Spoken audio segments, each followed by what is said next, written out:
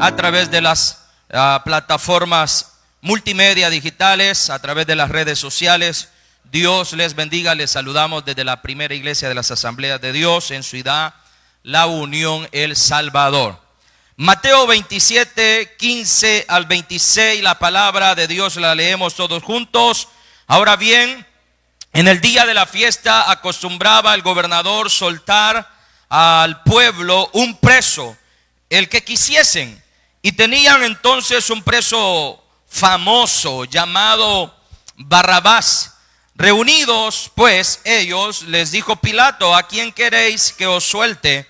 ¿A Barrabás o a Jesús llamado el Cristo? Porque sabía que por envidia le habían entregado. Y estando él sentado en el tribunal, su mujer le mandó a decir: no tengas nada que ver con ese justo, porque hoy he padecido mucho en sueños por causa de él. Pero los principales sacerdotes y los ancianos persuadieron a la multitud que pidiese a Barrabás y que Jesús fuese muerto. Y respondiendo el gobernador les dijo: ¿a cuál de los dos queréis que os suelte? Y ellos dijeron: a Barrabás. Pilato les dijo: ¿qué pues haré de Jesús llamado el Cristo? Todos le dijeron: sea crucificado. Y el gobernador le dijo: pues, ¿qué mal ha hecho? Pero ellos gritaban aún más diciendo: sea crucificado. Viendo Pilato que nada adelantaba, sino que se hacía más alboroto, tomó agua y se lavó las manos delante del pueblo. Y diciendo: inocente soy de la sangre de este justo, allá vosotros. Y respondiendo todo el pueblo dijo: su sangre sea sobre nosotros y sobre nuestros hijos. Entonces le soltó a Barrabás, y habiendo azotado a Jesús, le entregó para ser crucificado. Tome su lugar. Y vamos a titular esta palabra esta mañana: glorioso intercambio. Glorioso intercambio. Estamos ubicados en el momento más crucial del ministerio de Jesús. Él está a punto de enfrentar a la cruz. Está a punto de consumar aquello para lo cual Él ha venido a esta tierra. Y de la cruz penden las doctrinas más hermosas que tenemos y más importantes. En la cruz se manifiestan sobre todas, la más importante de ellas, la doctrina de la salvación. La salvación representa que Cristo es como un salvavidas, es un rescatista hacia nosotros. ¿De qué? De la misma ira de Dios. Amén. Hay gente que, ¿por qué es tan importante entender eso? Porque la salvación, amados hermanos, consiste en eso.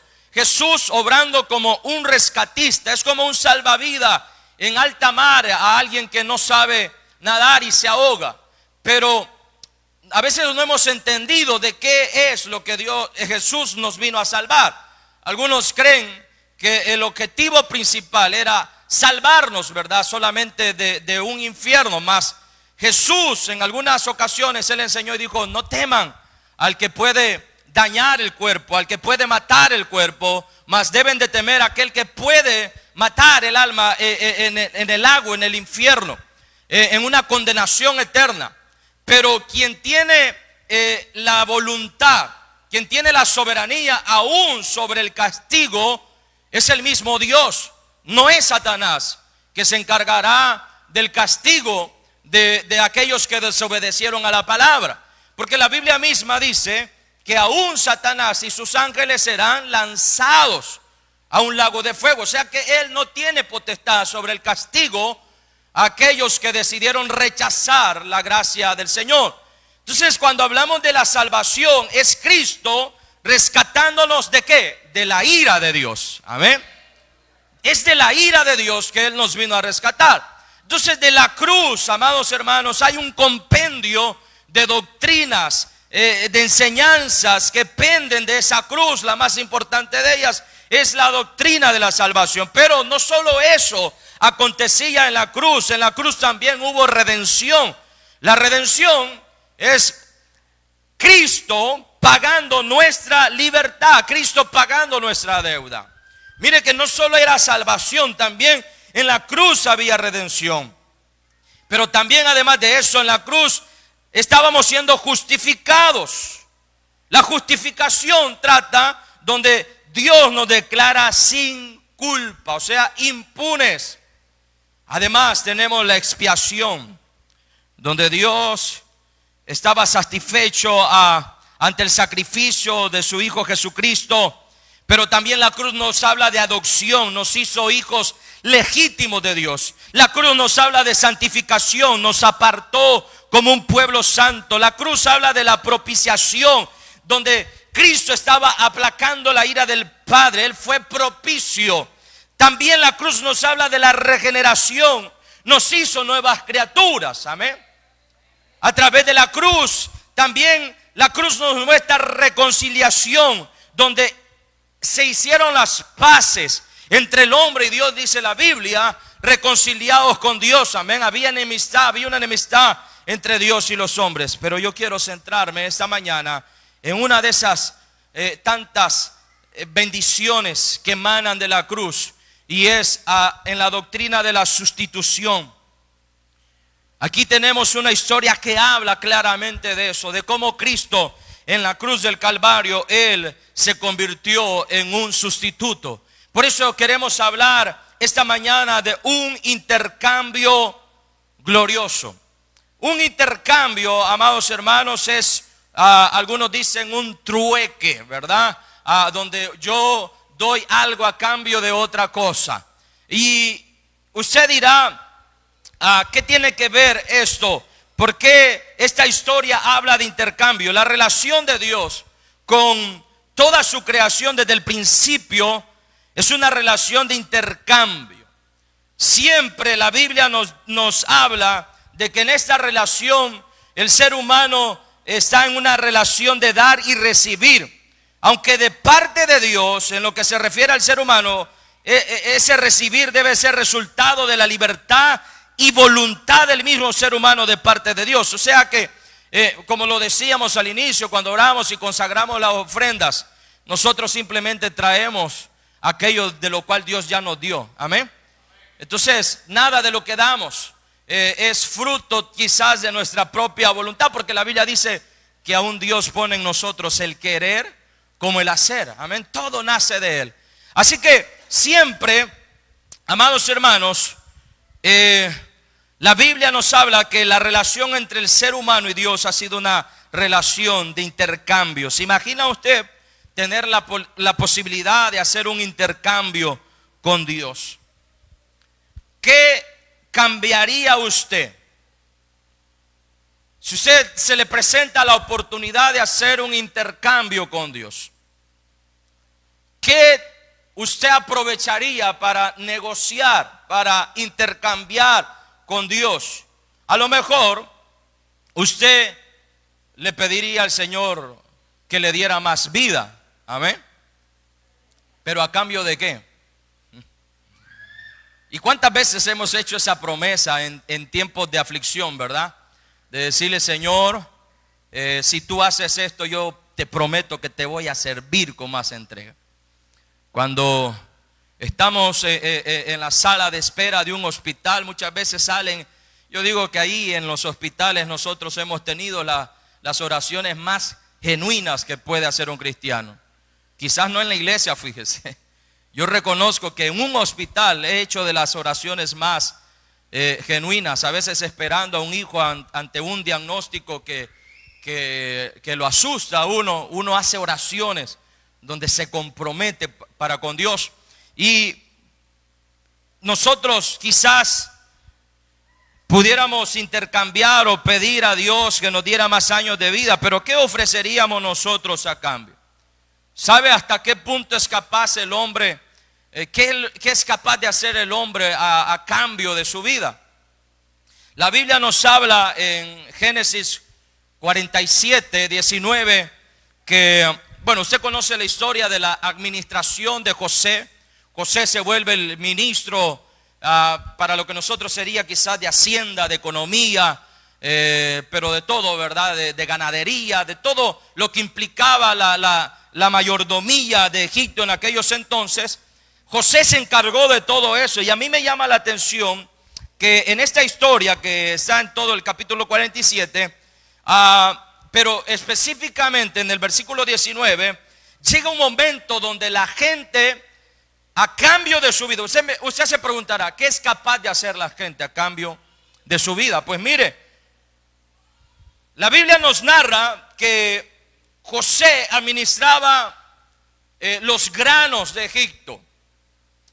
Y llega un momento, porque la historia dice que iban a venir 7 años de abundancia, donde ellos iban a aprovechar de recolectar, de guardar en graneros, pero luego iban a venir 7 años de escasez.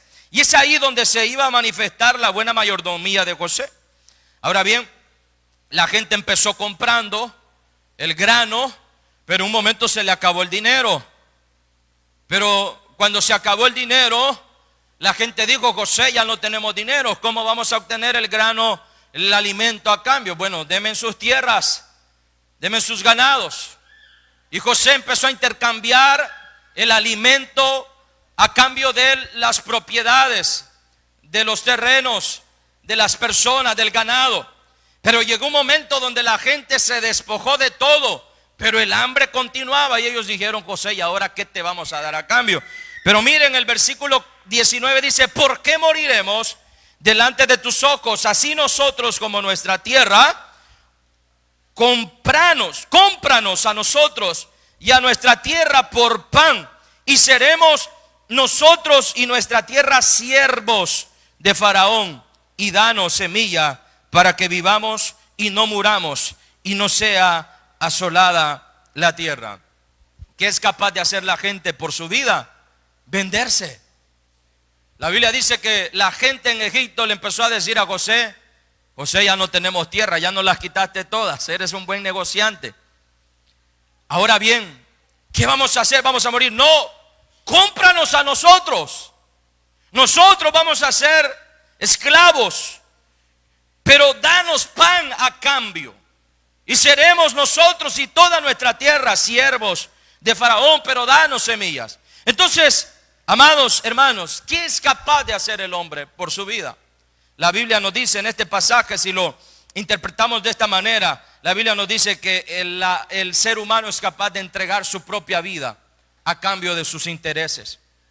Pero hay una historia que todavía me parece más escandalosa, y es en el segundo libro del Reyes. Hay un sitio en el capítulo 6, del versículo 24 en adelante, se identifica como el sitio a Samaria, donde cierto día el rey Ben-Hadad, rey de Siria, dice que reunió su ejército y rodeó Samaria y hizo un sitio. Un sitio era impedir que la gente saliese para negociar, para comprar, para ir a sus campos. Y los sitios se prolongaban por muchos meses. ¿Qué pasaba? La gente que estaba dentro de la ciudad, se les iba acabando los suministros. Ya no tenían que comer, sus campos de cultivos estaban fuera de la ciudad, pero ellos no podían salir porque fuera estaban los enemigos.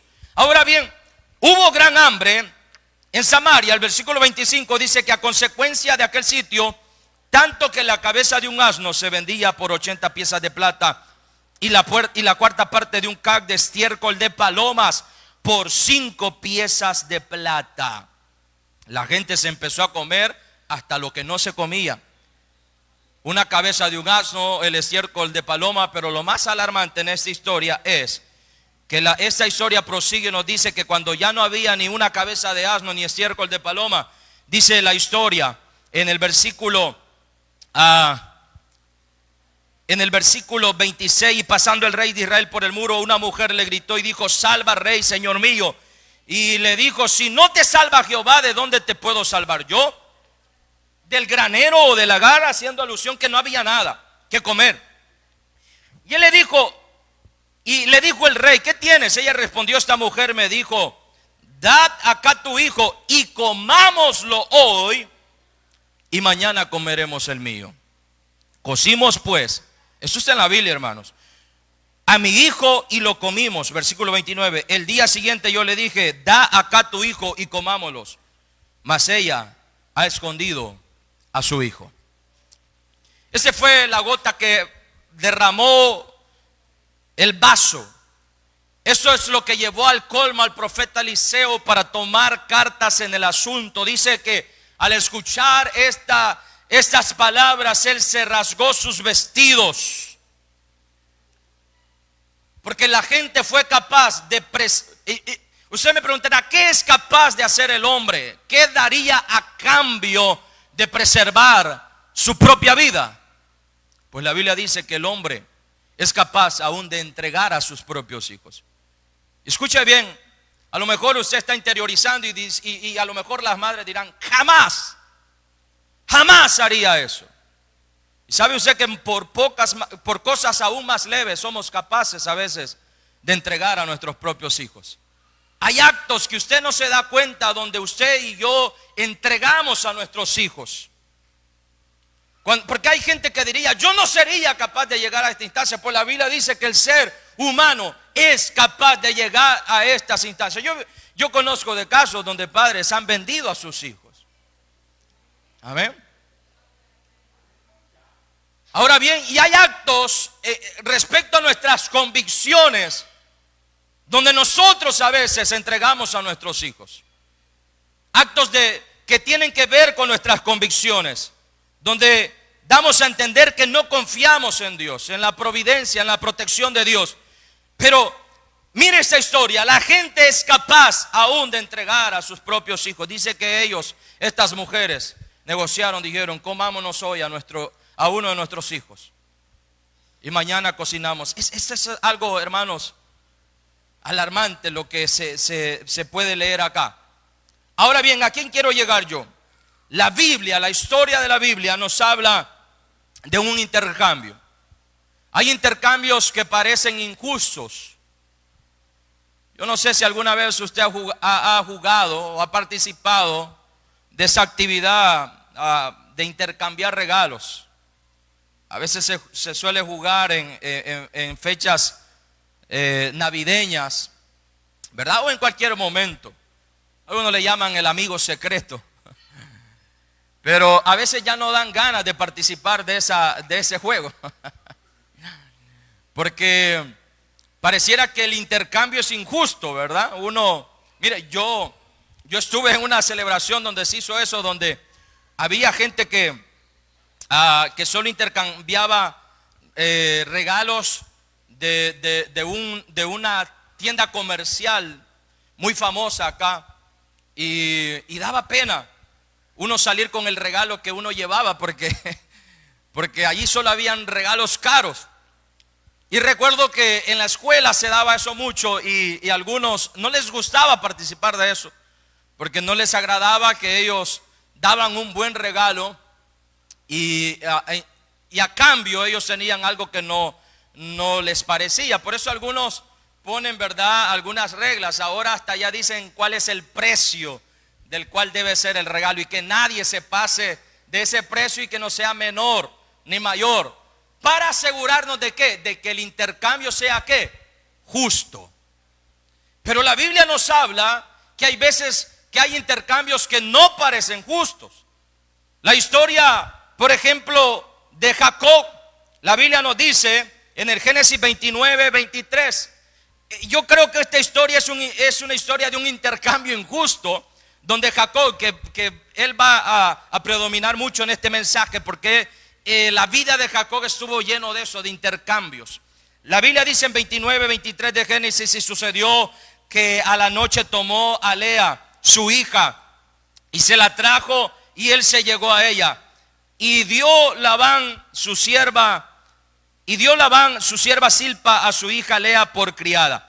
Venida la mañana, aquí que era Lea, y Jacob dijo a Labán: ¿qué es esto? Imagínense cómo se refirió a una persona. ¿Qué es esto? ¿Qué me has hecho? ¿Verdad? ¿No te he servido por Raquel? ¿Por qué pues me has engañado? Eso yo creo que es un ejemplo de un intercambio injusto. Porque un intercambio es el acto y el resultado de intercambiar, de realizar un cambio recíproco de un elemento por otro. Yo entrego esto, tú me das a cambio eso. ¿Cuántas veces en la vida hemos visto intercambios injustos? A veces en la familia se suele ver más esto. Intercambios injustos donde las herencias no fueron justas del uno del otro, ¿verdad? Porque a veces lo hacemos por algo cultural. No, porque este fue el varón. Y yo he visto a veces que en otra familia la tradición es que la niña, que la mujer se quede con lo mejor. Y otras familias tienen la cultura que por ser el primero. Y a veces hay intercambios que parecen injustos. O a veces propios hermanos aprovechándose de sus hermanos. Como este caso donde dice la Biblia que Jacob trabajó por una mujer.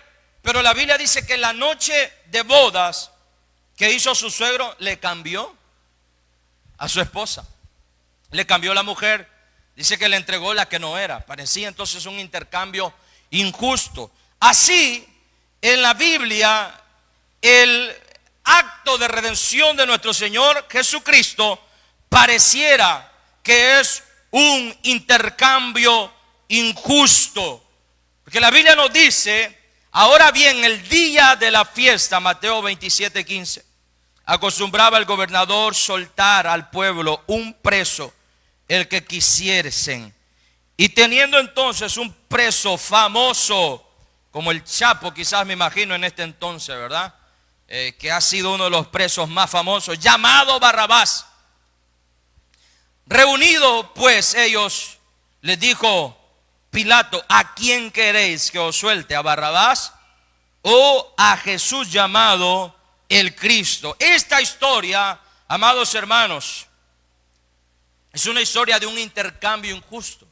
Yo le pregunto, así como nos dice la historia, ¿cambiaría usted un hijo por dinero? A lo mejor usted me dirá, no. Pero ¿qué pasa si somos llevados al límite como esta gente de Samaria? Porque cuando estamos en el límite es que se conoce quién realmente nosotros somos. ¿Cambiaría usted años de vida por algo que no vale la pena? Y hay gente que lo hace. Ezequías quiso negociar con Dios, ¿verdad? Pidiendo más años de vida. Y se le obtuvo.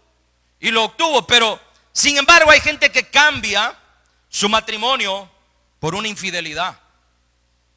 Dejan de proveer para su casa por un trago de alcohol. Cambian un plato de comida por un cigarro.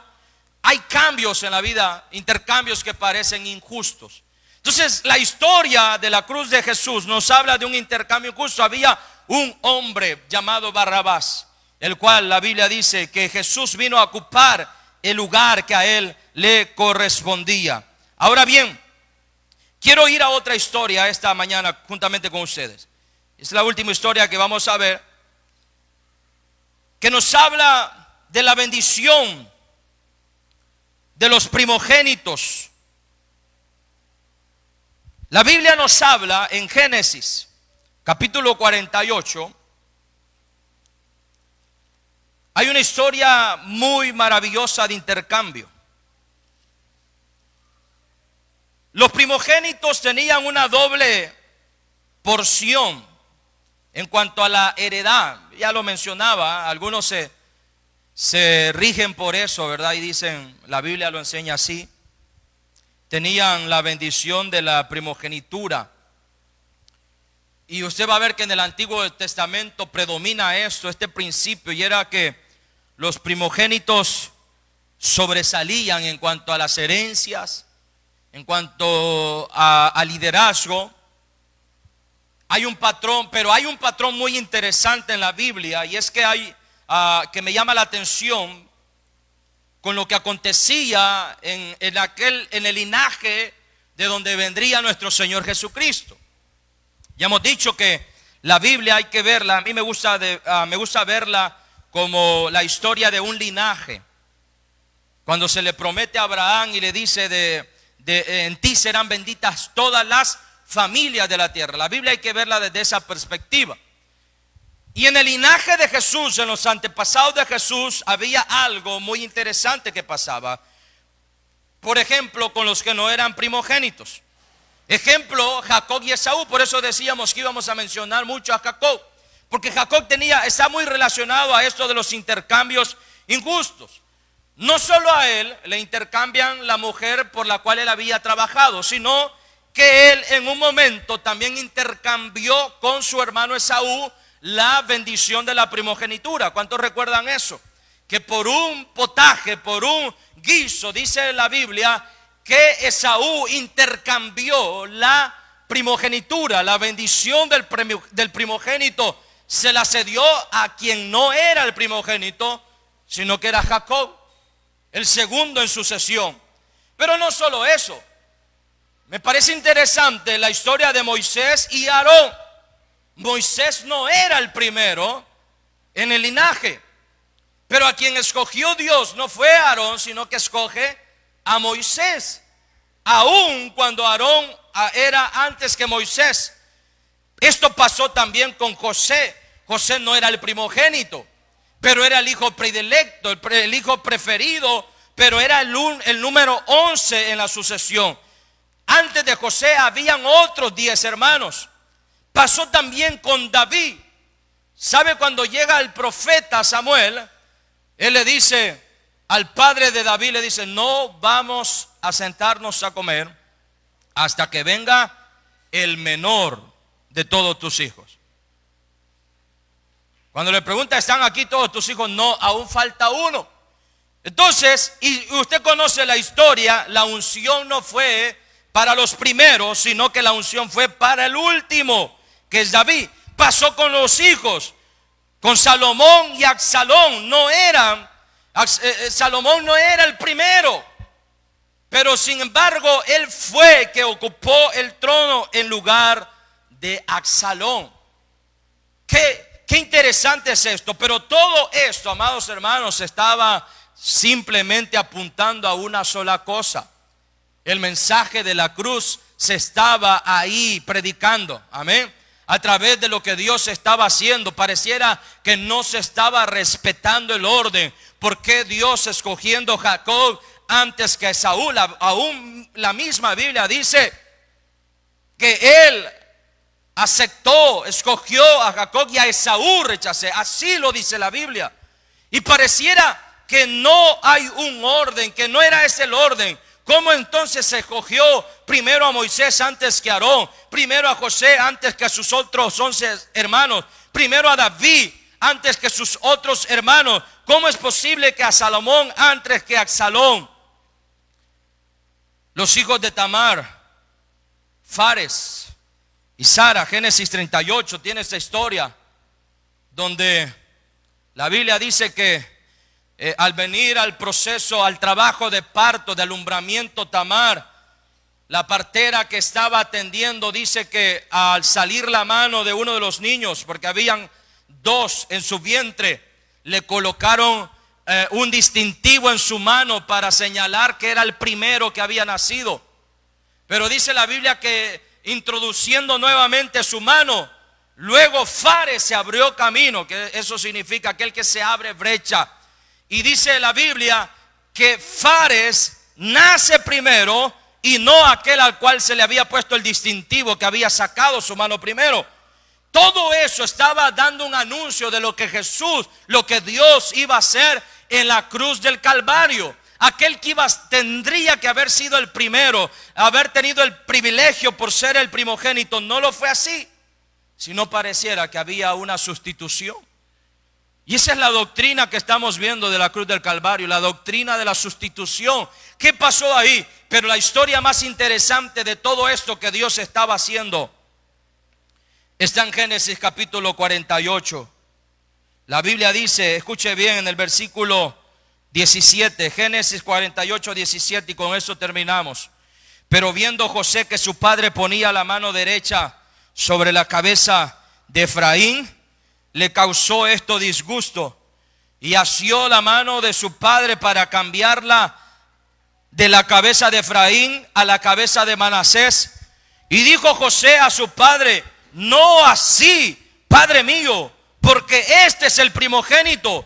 Pon tu mano derecha sobre su cabeza. Mas su padre no quiso y dijo: lo sé, hijo mío, lo sé. También él vendrá a ser un pueblo y será también engrandecido, pero su hermano menor será más grande que él, y su descendencia formará multitud de naciones. Y los bendijo aquel día, diciendo: en ti bendecirá Israel, diciendo: hágate Dios como a Efraín y como a Manasés. Y puso a Efraín antes de Manasés. Este es el caso bíblico donde yo digo: qué increíble cómo Dios estaba anunciando lo que iba a pasar en la cruz del Calvario. Hemos hablado de cómo Dios escogió a Jacob antes que a Saúl, a Moisés antes que a Aarón, a José antes que su hermano. Aún en la historia del hijo pródigo, el hijo pródigo no era el principal en la sucesión. Tenía un hermano todavía mayor, pero las mayores bendiciones se las llevó el hijo pródigo. Pero esta historia me llamaba la atención, y por eso le decía: Jacob predomina en esto de la sustitución, porque él sabía muy bien lo que era eso. Hace unos días hablábamos a los padres de cómo Jacob era un hombre que trató de cambiar el rumbo de sus generaciones. Aun cuando su esposa murió y nombró a aquel hijo Benoni, ¿se recuerda cuando hablábamos? Y que Jacob no se conformó con el nombre que Raquel estaba dando a su hijo, que significaba hijo de mis dolores, sino que cambió su nombre a Benjamín. Aquel que es mi fuerza, de mi mano derecha. Jacob era un hombre que luchó por cambiar el propósito de su familia. Pero ahora bien, Jacob ha envejecido, está despidiéndose de la vida, y hay algo que él sabía que tenía que hacer, y era heredar ese legado espiritual. La primogenitura, aquella por la cual él había peleado, había luchado. Era un hombre que entendía lo que significaba llevar la bendición de la primogenitura sobre él. Dios estaba con él, lo había acompañado. Él sabía lo que significaba, el peso que tenía el llevar la bendición de un padre sobre él. Y pareciera que se está saltando el protocolo, lo establecido. José no es su primer hijo, pero él dice: es sobre José, sobre la descendencia de José, que yo daré la bendición. En Egipto José ya tenía dos hijos. El primogénito era Manasés, el segundo era Efraín. La Biblia dice, la palabra del Señor: entonces José los sacó, el versículo 12 del 48, entonces José los sacó de entre sus rodillas y se inclinó a tierra, y los tomó José a ambos, Efraín a su derecha, a la izquierda de Israel, y Manasés a su izquierda. Hay un juego de palabras ahí, a la derecha de Israel, y los acercó a él. Usted lo que debe de entender es que José entendía cómo era todo. José entendía cómo era el protocolo para bendecir a los hijos. Él dice: a la mano derecha de mi padre tengo que poner al primogénito. Entonces José escoge y pone a Manasés a su derecha, y a la mano izquierda de Jacob él coloca a Efraín, al segundo. Pero la Biblia dice que Jacob hace todo lo contrario, y él cruza sus manos. Cruza sus manos. Yo quiero que se imagine esto. Y pone su mano derecha sobre el que no era el primogénito. Y Jacob dijo: no, mi papá ya no está viendo, ya no ve bien, ya le está fallando la vista. Y agarra sus manos y le dice: papá, te estás equivocando, no van ahí las manos. ¿Y sabe qué dijo Jacob? No me estoy equivocando. Yo no sé si Jacob entendía lo que eso representaba, porque luego eso, miles de años después, se iba a representar en la cruz. ¿De qué manera el Señor en la cruz del Calvario hizo lo mismo con nosotros? Cuando Jesús inició su ministerio, hubo una voz desde el cielo que dijo: este es mi Hijo amado, en el cual yo tengo complacencia. Pero aunque era su Hijo amado, ¿sabe qué dijo ese su Hijo amado en la cruz del Calvario? Padre, ¿por qué me has desamparado? ¿Por qué tu mano no está sobre el primogénito? ¿Por qué tu mano está sobre Barrabás? Y sabe que en Barrabás estábamos todos nosotros representados, amén. Dios estaba colocando su mano sobre aquel que no era su hijo amado, su hijo predilecto. Ahí estábamos nosotros. Por eso esta mañana estamos hablando de un glorioso intercambio. En la cruz del Calvario Dios estaba haciendo un glorioso intercambio. Él estaba colocando mis pecados, sus pecados en Jesús, como lo dice 2 Corintios 5:21, al que no conoció pecado, por nosotros lo hizo pecado, para que nosotros fuésemos hechos justicia de Dios en él. Pues Dios, dice la versión traducción viviente, hizo que Cristo, quien nunca pecó, fuera la ofrenda por nuestros pecados, para que nosotros pudiéramos estar en la relación correcta con Dios por medio de Jesús. También la palabra de Dios nos dice en 1 de Pedro 3:18, porque también Cristo padeció una sola vez por los pecados, el justo por los injustos, para llevarnos a Dios, siendo a la verdad muerto en la carne, pero vivificado en el Espíritu. Amén. Qué glorioso intercambio.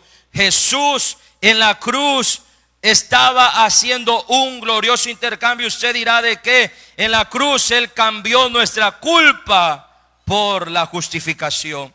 Él cambió nuestra enfermedad por su sanidad. En la cruz había aceptación a cambio de mis rechazos, mi rebelión a cambio de obediencia. En la cruz mis maldiciones a cambio de sus bendiciones. En la cruz el castigo de nuestra paz fue producto de su escarnio. Para que yo tuviera paz, Él tuvo que ser castigado, escarnecido, mi pobreza a cambio de sus riquezas. Era un glorioso intercambio, mi condenación y muerte a cambio de la vida eterna en Cristo Jesús. Amén. Un glorioso intercambio. Padre, gracias esta mañana por tu palabra. Señor, en esa historia, aunque hay un hombre que refleja, Señor, llamado Barrabás, pero fácilmente podríamos sustituir ese nombre, porque de eso es lo que habla la cruz, de una sustitución, de un intercambio. Señor, donde colocaste tu mano sobre aquel que no lo merecía, cruzaste, Señor, tus manos y no las pusiste sobre el Hijo amado, el Hijo predilecto, el primogénito, sino que las colocaste sobre cada uno de nosotros, Señor, cambiando así nuestra culpa por nuestro perdón, nuestras enfermedades por la sanidad. Oh, glorioso intercambio que has hecho, Señor. Pareciera que en el Antiguo Testamento no se respetaba, Señor, la línea de sucesión, pero todo apuntaba a lo que iba a acontecer en la cruz. Así como Jacob cruzó sus manos y las colocó sobre aquel que no era el primogénito, Señor, así tú has hecho con nosotros. Colocaste tu mano sobre nosotros, aun cuando no lo merecíamos, y nos diste todas las bendiciones espirituales en Cristo Jesús. Hemos sido justificados, hemos sido redimidos, hemos sido enriquecidos, bendecidos, Señor, santificados, justificados, sanados, oh Dios. Porque aquel que no conoció pecado se hizo pecado por cada uno de nosotros, el justo por los injustos, Señor. Y no hay mayor amor que ese, que un amigo dé la vida, Señor, por otro amigo. Señor, tu amor se revela en la cruz del Calvario, en ese glorioso intercambio. Gracias, Señor, esta mañana por tu palabra. Yo no sé si hay amigos entre nosotros esta mañana.